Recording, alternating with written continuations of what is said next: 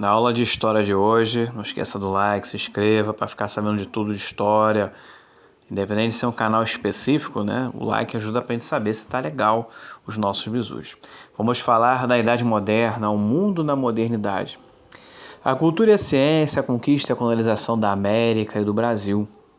A Idade Moderna vai de 1453 a 1789. Capitão Bonfim vai levar você nessa viagem fortemente.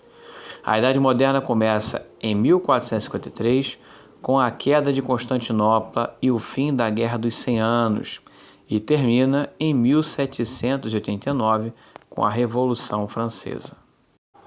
Podemos afirmar que a Idade Moderna é o produto da contradição da Idade Média e suas estruturas, né? Então, novas concepções desenvolvidas, a afirmação da antiguidade clássica e seus valores, o Estado, o poder absolutista, mercantilismo, também a ascensão de uma nova classe social, a burguesia, né, que passará a influenciar decisivamente na questão cultural, religiosa, econômica. A burguesia vai consolidar o poder do rei, né, vai apoiar, que já atrapalhando os planos e progressos da burguesia, logo a Idade Moderna começa com o despontar da burguesia, quer dizer, ela, mesmo ponto que apoiou, ela já começa a se sentir prejudicada pela imagem do rei. Então o rei tem que fechar com a burguesia, né? E termina com a burguesia detentora do poder econômico, tomando o poder político. Quando falamos de Idade Moderna, vale a pena lembrar algumas relações básicas: política, Estado centralizado, absolutismo; economia, o mercantilismo, né, como já foi falado; a cultura, renascimento; a religião, reforma protestante; e a camada social, a burguesia em ascensão. O absolutismo, todo poder ao rei, né?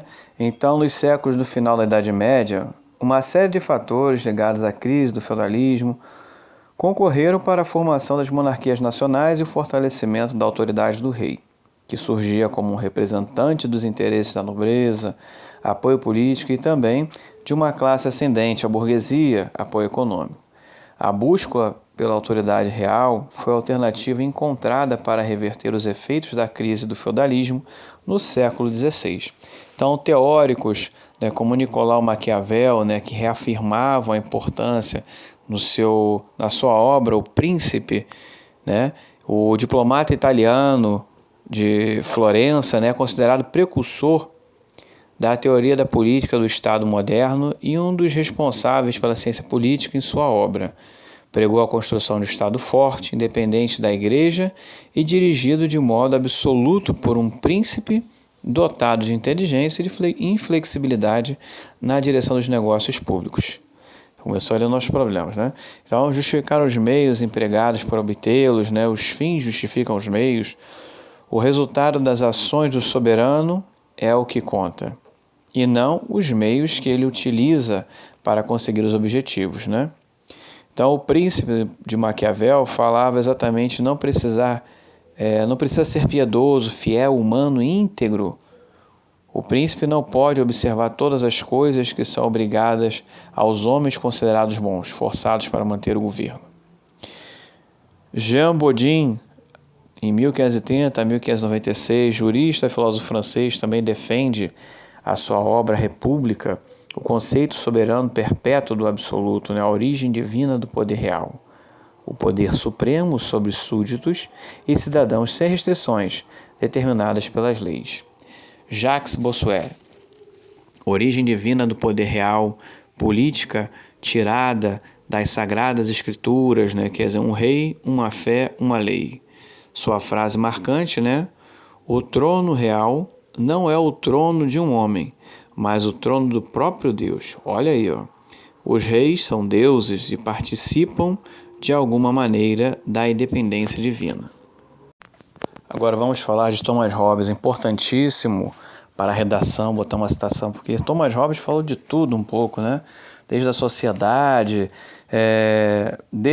Thomas Hobbes, de 1588 a 1669, filósofo inglês, escreveu o livro Leviatã, cujo título é o nome do monstro bíblico citado no livro de Jó, que governava o caos primitivo comparando o Estado a um monstro todo-poderoso criado para acabar com a anarquia da sociedade primitiva. Segundo Hobbes, nas sociedades primitivas, o homem era o lobo do próprio homem, vivendo em constantes guerras, matanças e cada qual procurando garantir sua própria sobrevivência. Só havia uma solução para pôr fim à brutalidade: entregar o poder a um só homem, o rei, que governaria a sociedade, eliminando a desordem e dando segurança a todos. Essa é a teoria do contrato social como origem do poder de governante. Então, o renascimento cultural, né,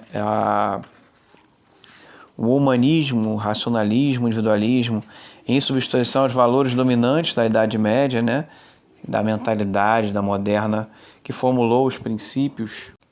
O humanismo, em vez de um mundo centrado em Deus, teocêntrico, né, era preciso construir um mundo centrado no homem, antropocentrismo, desenvolvendo uma cultura humanista. Racionalismo, em vez de explicar o mundo pela fé, era preciso explicá-la pela razão, desenvolvendo o racionalismo, principalmente nas ciências. O individualismo, em vez da ênfase no aspecto coletivo e fraternal da cristandade, era preciso reconhecer e respeitar as diferenças individuais dos homens livres, valorizando o individualismo diretamente associado ao espírito de competição e à concorrência comercial. Nós temos o retorno aos clássicos, né? Então, o Renascimento não pode ser considerado como um retorno à cultura greco-romana, pois nenhuma cultura renasce fora de seu tempo. Mas a intenção de buscar a cultura greco-romana, os aspectos justificavam seu movimento, né? Então, a inspiração em seus atos, suas crenças, suas realizações, né? Entre os fatores que influenciam esse crescimento quantitativo destacam-se o desenvolvimento da imprensa. O alemão Johann Gutenberg, 1468, desenvolveu o processo de impressão de tipos de móveis, metais, dando-se assim um grande passo na divulgação da literatura em maior escala. As ações dos mecenas, homens ricos, conhecidos como mecenas, estimulam e patrocinam o trabalho de artistas intelectuais, né? O humanismo, o Renascimento não pode ser separado do humanismo, que são dos séculos XV ao XVI, movimento pelo qual o homem torna-se o centro das preocupações intelectuais. A genealogia dos deuses, que foi um dos estudos mais completos da mitologia greco-romana, né? Dante Alighieri, 1265 a 1321, com a sua obra Divina Comédia. Erasmo Rotterdam, 1460 a 1536. Sr. Thomas Morris, 1480 a 1535, que fala sobre a sua obra Utopia, né? Que era uma ilha onde se formou uma sociedade onde os bens eram comuns e não haviam propriedade particular por parte de habitantes. A Itália, o berço do Renascimento, as vantagens comerciais decorrentes da posição geográfica, né? Que existia um grande número de unidades políticas independentes a desenvolvimento, precursora do movimento renascentista. Os mecenas souberam escolher bem, né? Pois alguns de seus protegidos realizaram obras que desafiam os séculos e até hoje fascinam, né? Então, o classicismo, no caso da literatura, né? O hedonismo, o naturalismo, o antropocentrismo, o racionalismo. O classicismo pode ser explicado a partir da retomada dos valores da antiguidade. O hedoísmo renascentista valorizou o corpo e os prazeres terrenos e espirituais, o culto do belo, da perfeição. O naturalismo estimulou o domínio do homem sobre a natureza e levou à substituição das explicações sobrenaturais. Que obra de arte é o homem, né? Tão nobre no raciocínio, tão variado na capacidade, na forma do movimento, tão preciso e admirável na ação e como um anjo. No entendimento é como um Deus. A beleza do mundo, o exemplo de animais, William Shakespeare. Então, o renascimento artístico, o equilíbrio e a elegância substituindo paixão da fé medieval, a técnica, a perspectiva, a pintura a óleo, o uso da sombra, né? O corpo humano era exaltado na escultura e na pintura. Então nós temos os artistas, Leonardo da Vinci, Rafael Sanzio, Michelangelo, Tiziano, 1467 a 1576, Sandro Botticelli. Na França, François Rabelais, Michel de Montaigne.